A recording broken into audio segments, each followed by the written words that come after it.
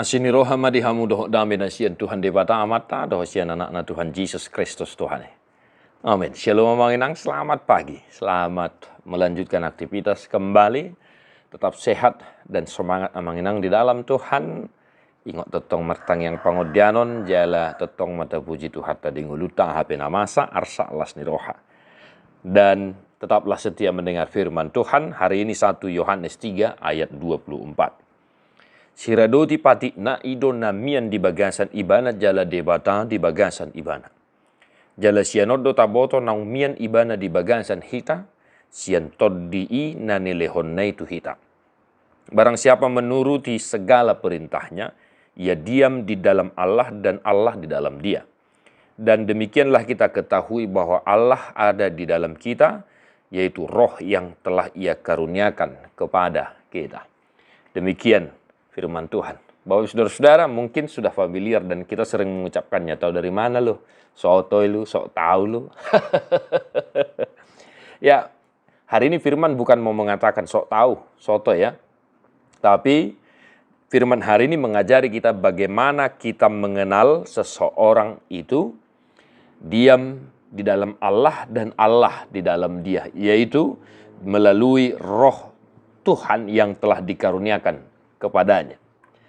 Bapak Ibu saudara-saudara, ada 3 hal yang mau saya tekankan untuk kita hidupi dari firman hari ini. Yang pertama, amanami menuruti segala perintahnya. Menuruti segala perintahnya. Ini bukan ucapan saya, tapi ini adalah firman Tuhan. Bahwa kita diharuskan untuk menuruti segala perintah Tuhan dalam kehidupan kita. Jangan lupa menginang firman Tuhan haruslah kita lakukan sebagai bukti bahwa kita adalah orang yang percaya kepadanya. Kalau kita menuruti segala perintahnya, itulah tandanya. Kartu tanda pengenal bahwa Allah ada di dalam dia dan dia ada di dalam Allah. Kalau kita menuruti segala perintahnya. Itu pengenalan yang pertama, menginang.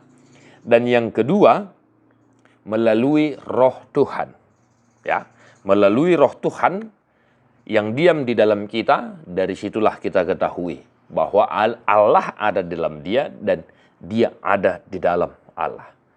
Maka hiduplah senantiasa bersama dengan tuntunan roh Tuhan dalam kehidupanmu. Roh Tuhan, roh hikmat dan kebijaksanaan. Roh Tuhanlah yang mengajarimu, membimbingmu, menuntunmu untuk melakukan pekerjaanmu dengan baik, menyikapi segala sesuatu dengan baik, entah itu sukacita ataupun tantangan ataupun persoalan. Nah, yang ketiga Bapak Ibu saudara-saudara, ya, mari senantiasa kita meminta tuntunan roh Tuhan dalam kehidupan kita. Ada banyak hal yang tidak kita mengerti dalam kehidupan kita.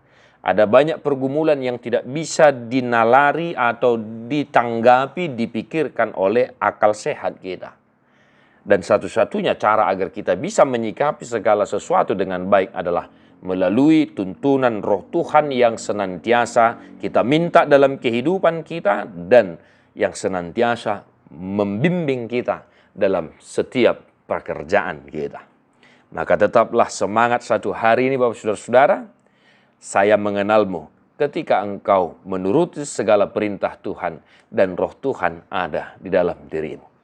Tuhan memberkati amanginang. Pedio mabukwe di nomor 277 ayat 4. Namar haposan tu Yesus dahe sai namar tua ibana muse namar sigatung tu Yesus tutu jalamar rohana bonar burju sonang ibana di portibio